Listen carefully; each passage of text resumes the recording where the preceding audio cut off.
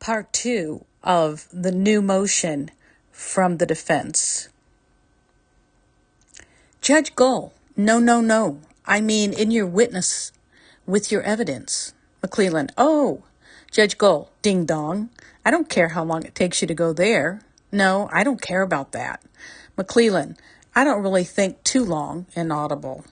Tony, about the transportation resources, and then Gallipo, just to address allegations they made in their safekeeping. Judge Gull, so like another, hour and a half? McClellan, I guess I just couldn't. Judge Gull, let's just break for lunch. I know you don't want to, but too bad. Rosie, I'm fine with whatever. Judge Gull, okay, let's just break for lunch. Rosie, I don't have anywhere else I'm needed to be. Judge Gull, well, I know you don't because you were supposed to be here for 2 days.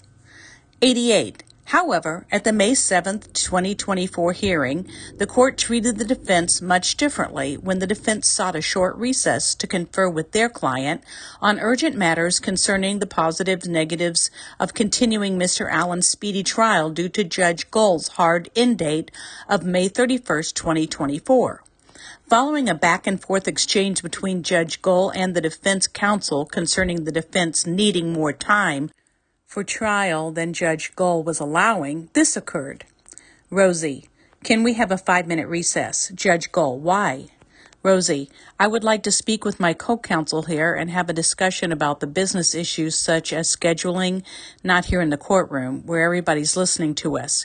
We've got, 50 staff members in this courtroom, people sitting behind. There's no privacy. And I'd like to talk to him in the hallway about some of the logistics of this so we can solve this problem so that he, Mr. Allen, can put on a defense. Judge Gull, does the state of Indiana have any objection to a recess? McClellan, no, Your Honor. Judge Gull, all right. Jody, you can go off record. 89. Judge Gull did not playfully call Brad Rosie Ding Dong, but instead questioned Rosie's reasons for seeking a recess. Then Judge Gull surprisingly asked the prosecutor if he, the prosecutor, had an objection to seeking a 5-minute recess so that defense counsel could talk to their client about the important matters concerning seeking a continuance of a speedy trial due to the trial court's unwillingness to provide more time to the defense at trial. 90.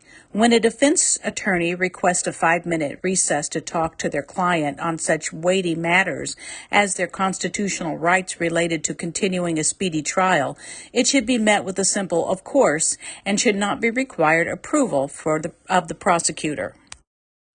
91. The fact that Judge Gull treats the defense differently on such a basic matter as requests for a recess provides a rational inference of bias. This court failed to address the appearance of a bias which exists in this case. 92.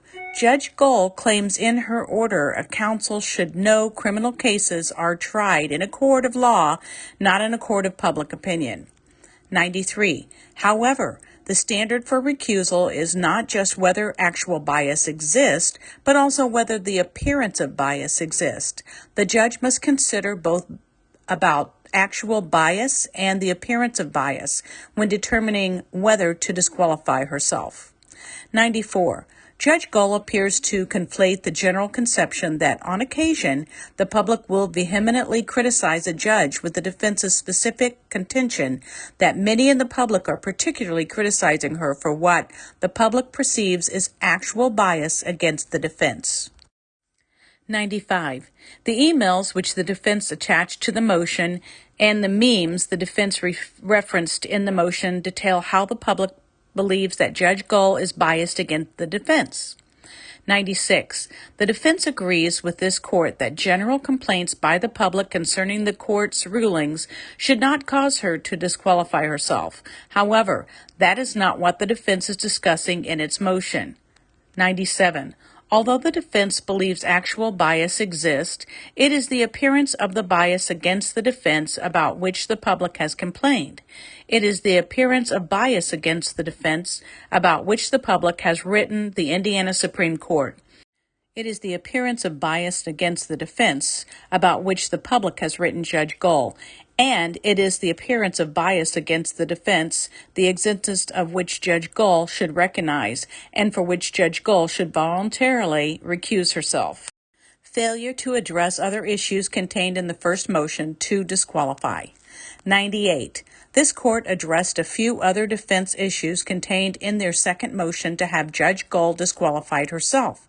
The defense stands by those reasons as well and does not waive those issues for purposes of appeal.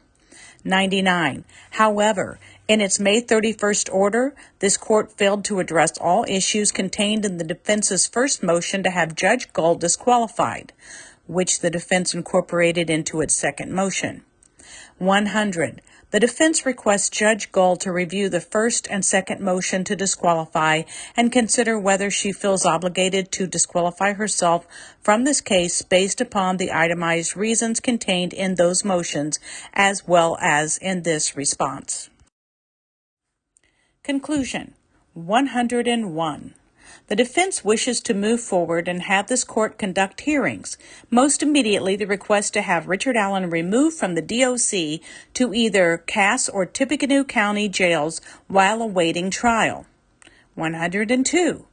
This motion is intended to respond to Judge Gull's order for purposes of preserving the issues for the record and so that Judge Gull may consider whether or not she feels obligated on her own to recuse herself from this case, which remains an ongoing obligation whether or not the defense is seeking her recusal.